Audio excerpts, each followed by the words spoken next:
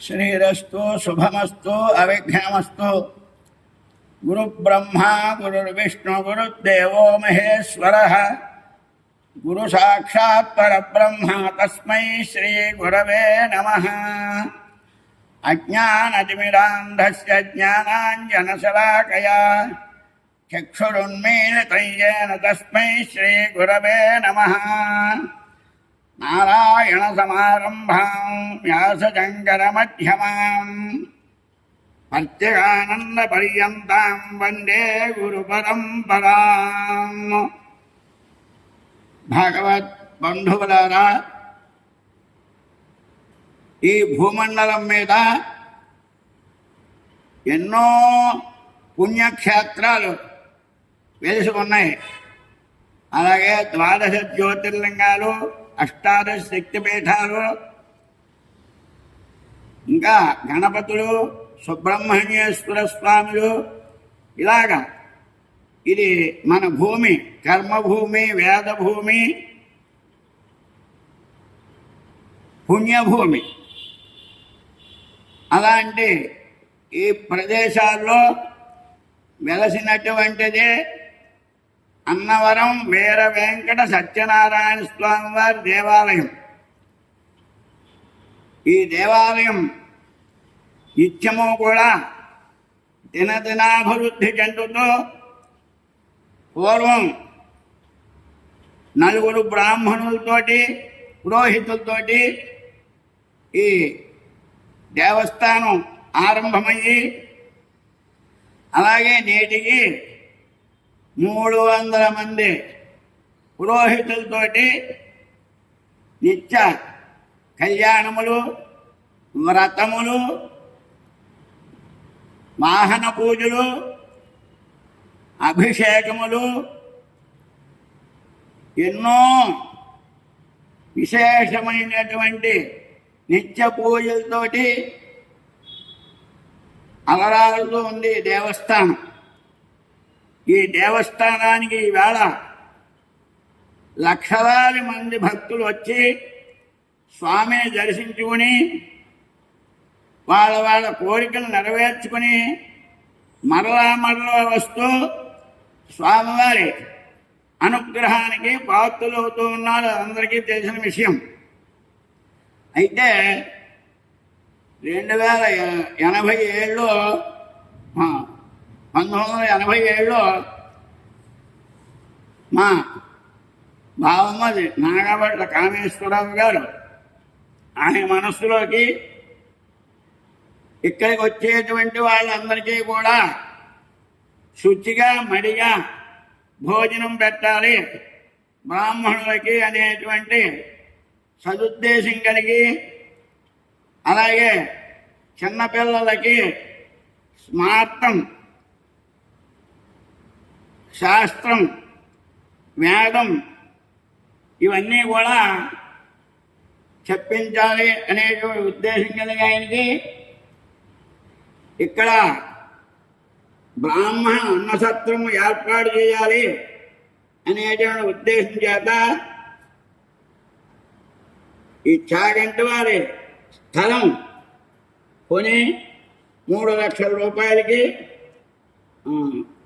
విరాళాలు అందరి దగ్గర కూడా సేకరించి మేమందరం బంధువులు, ఇంకా తెలుసున్న వాళ్ళు అందరి దగ్గర కూడా, అలాగే ఉపాధ్యాయులు నాగయజ్ఞేశ్వర శర్మ గారు, అలాగే పూర్వం పురోహితులు కరి సూర్యనారాయణ గారు, ఆకున సూర్యనారాయణ గారు, మొక్కడాల సర్వయ్య గారు, సిద్ధాంతి గారు, ఇలా ఈ 4 పురోహితుల్ని తోటి కూడా ఆయన సంపాదించి, అలాగే సుబ్బావధానులు గారు, శ్రీపాద సుబ్బావధానులు గారు, వీరందరితోటి సంపాదించి ఇది చెయ్యాలనుకుంటున్నానంటే వాళ్ళందరూ కూడా దీనికి సహాయ సహకారములు అందించి ఈ పని చాలా మంచిదయ్యా, నువ్వు చెయ్యి, ఇది సక్రమంగా జరుగుతుంది, నీకేం పర్లేదని వారు ఆశీర్వదించారు.